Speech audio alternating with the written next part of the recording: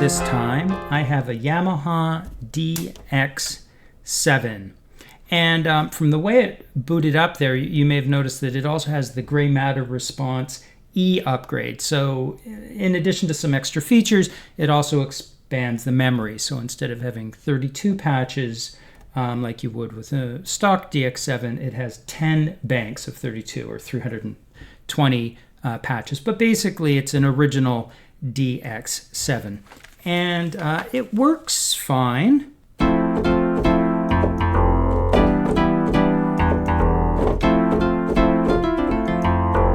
But there are some issues. The main one is that the buttons are all very flaky. So here, I think the 16 is pretty bad. Yeah, it took me 2 clicks before I could get to change patches there. I think the 6, yeah, you have to push the buttons multiple times. Let's try patch 1 again. You have to push the buttons multiple times. They're all starting to fail. Another thing you probably noticed while I was playing with the buttons is the vinyl, the mylar overlay on the keys is all starting to flake. So yeah, it's all just flaking apart. You can see especially near the number 1 button and near the number 31 button. Luckily, there are a few companies making replacement overlays, so I have one of those on order. So I'll be replacing all of the tactile switches, all 42 of them, and the overlay. Another thing, I don't know if you noticed while I was poking around, some of the patch names are all kind of scrambled, and the battery is also dead or dying on this DX7. I have no idea how old it is, so I have to replace that. Also, the volume is pretty scratchy. And also the data slider is similar, where if you try to adjust one of the parameters, it just jumps all over the place. Yeah, so I've got some work to do. Let me open it up and just get started.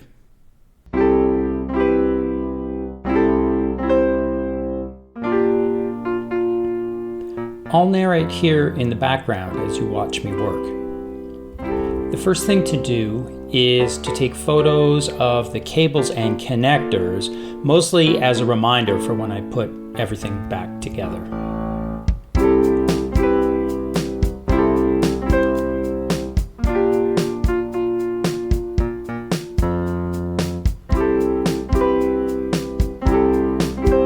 On the gray matter E upgrade board, there was a big mess of electrical tape covering the power leads. So I needed to remove the upgrade board anyway to get to the battery. So that gives me an excuse to reinstall it properly. It took a while to unwind all the tape.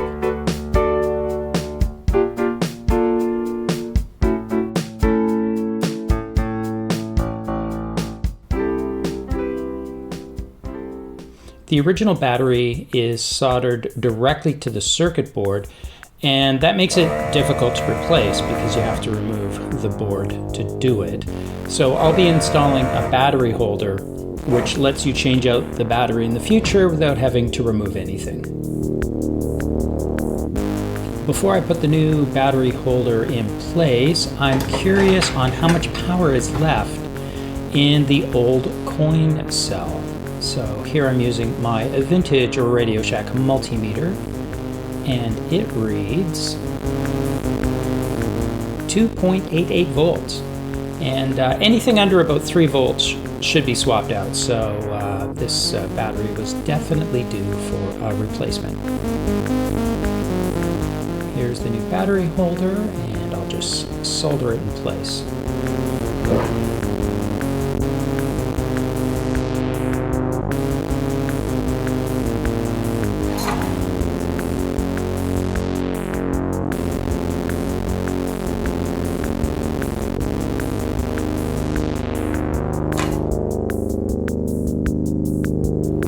Next is to reinstall the upgrade board, and the PCB had a bad warp to it, but with a little coaxing I got it back in place. This time I'm properly connecting the power leads and using heat shrink tubing to cover the solder joints.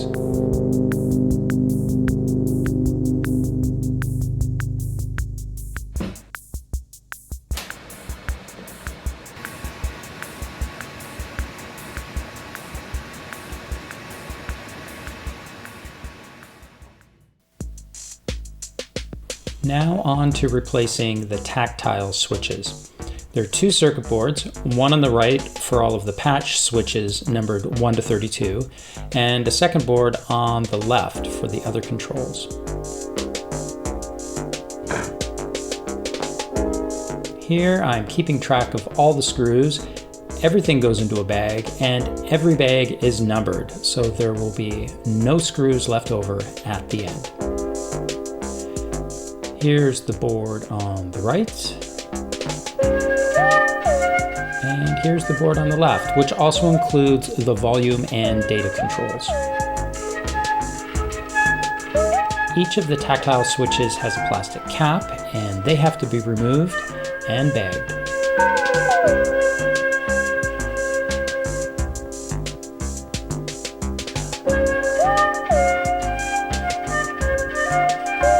You got to keep track of everything. There are a lot of parts.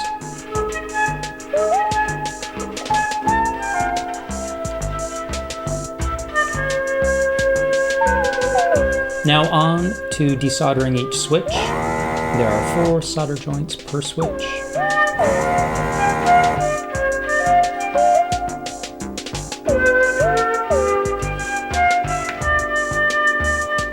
After all the old switches were removed, it's on to soldering in the new ones.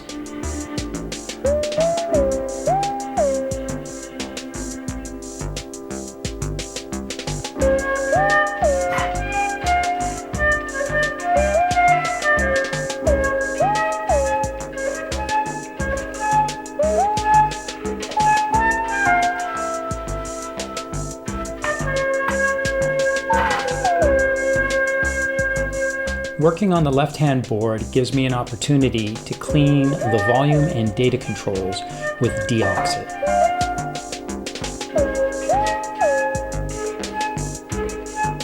Before I get on to replacing the front panel overlay, I'm removing the LCD as I don't want to risk damaging it. And yet again, every screw goes into a bag and all the bags are numbered.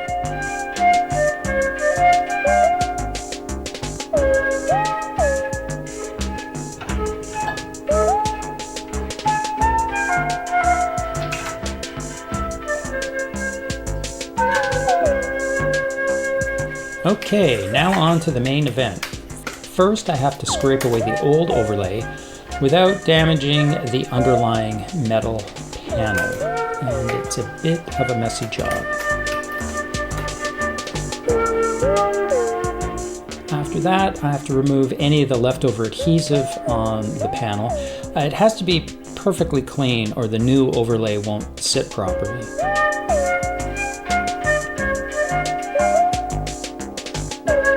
Here I'm seeing how the new overlay fits. There's a few millimeters of play, so I'm using strips of painter's tape to hold things in place so it doesn't shift. The tape also gives me a way to lift the edges of the overlay, and that will become apparent in a moment.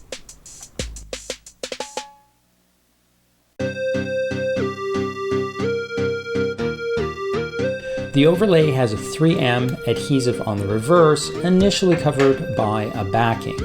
So the technique is to start at the left end of the overlay, peel the backing off about 30 or 40 centimeters, and then cut it so that it doesn't get in the way.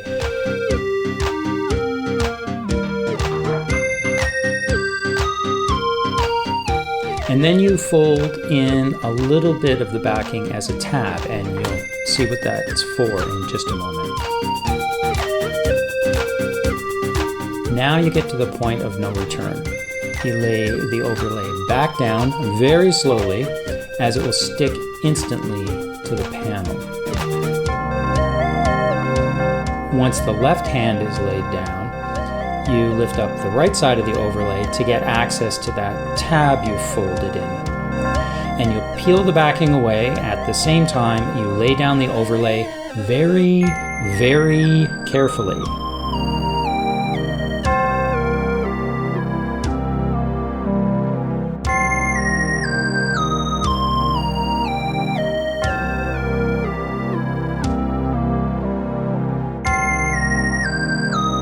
Now I'm just smoothing everything down and making sure there's no air bubbles.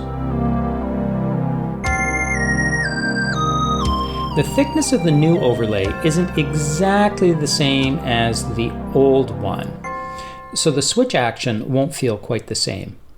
So I designed some shims, really they're just washers, to go under the PCBs to give a little more clearance between the tactile switch caps and the overlay. Here I'm 3D printing the shims. And then I just slide a shim under each of the mounting holes on both switch PCBs.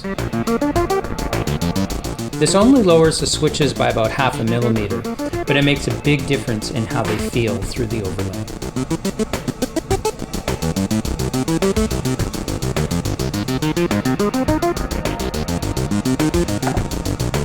While everything was apart, it was a good time to do some maintenance on the keyboard. There's a small leaf spring under each key, and I'm separating them as I remove all the keys. Yep, this keyboard really needs a cleaning. All of the keys got a bubble bath, and while they were drying, I vacuumed out all of the pet hair and potato chips from the chassis.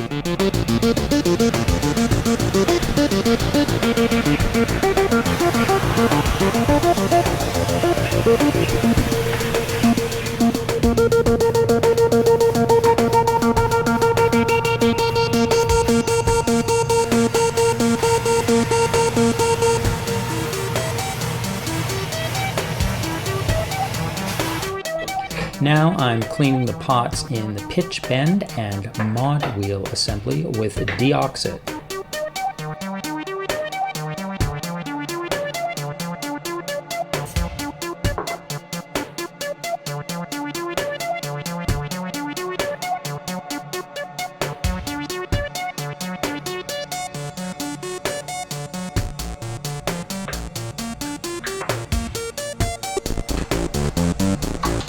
The only thing to do now is put everything back together.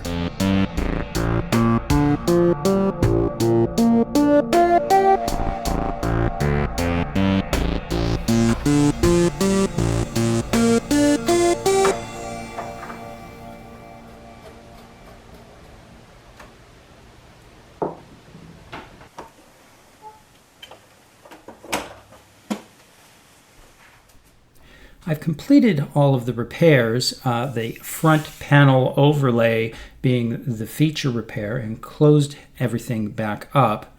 I also took advantage of this DX7's expanded memory and installed 8 banks of Yamaha DX7 factory presets. At this point, I'll play out the video with a little bit of sequencer magic. Thanks for watching.